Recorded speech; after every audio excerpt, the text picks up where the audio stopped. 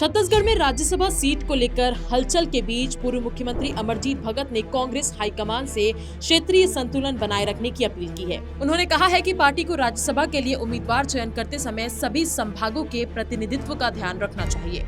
अमरजीत भगत का ये कहना है कि सरगुजा संभाग से वर्तमान में लोकसभा, विधानसभा और नगरीय निकायों में कांग्रेस का कोई जनप्रतिनिधि नहीं है। ऐसे में संगठनात्मक और राजनीतिक संतुलन के लिहाज से सरगुजा संभाग को राज्यसभा में प्रतिनिधित्व मिलना चाहिए। उनका ये भी कहना है कि सरगुजा लंबे समय से कांग्रेस का मजबूत आधार रहा है, लेकिन वर्तमान परिस्थितियों में यहाँ से पार्टी का कोई निर्वाचित प्रतिनिधि नहीं है। इस कारण कार्यकर्ताओं में निराशा का माहौल है। अगर राज्यसभा में इस क्षेत्र को अवसर दिया जाता है तो इससे संगठन को मजबूती मिलेगी और कार्यकर्ताओं का मनोबल बढ़ेगा।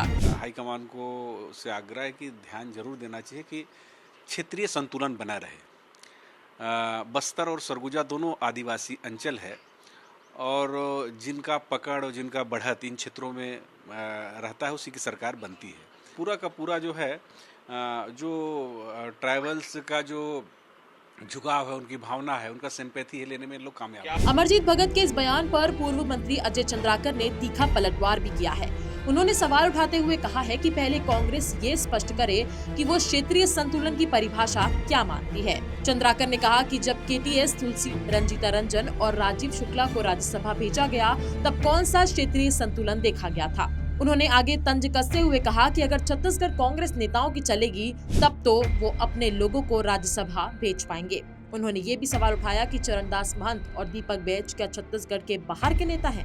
अजय चंद्राकर ने बयान देते हुए ये भी कहा कि अमरजीत को सरगुजा महाराज के चरणों में सरेंडर हो जाना चाहिए, जिससे क्षेत्रीय राजनीति में हलचल और बढ़ गई है। पहले कांग्रेस इसको परिभाषित कर रहे क्षेत्रीय संतुलन क्या है, फिर ये सरगुजा, बस्तर और इधर उधर की बात होगी। उनको कुछ भी नहीं मिलने वाला है आगे। अभी उनको कुछ मांगने, कुछ जांचने के बजाय महाराज सरगुजा के कदमों में सरेंडर हो जाना चाहिए। इधर उधर की बात करने से कोई फायदा नहीं है उनको। तो आपको क्या लगता है, कांग्रेस राज्यसभा के लिए किसे अपना उम्मीदवार चुनेगी? हमें कमेंट करके अपनी राय जरूर बताएं। ऐसी ही तमाम खबरों के लिए बने रहें IPC 24 डिजिटल के साथ।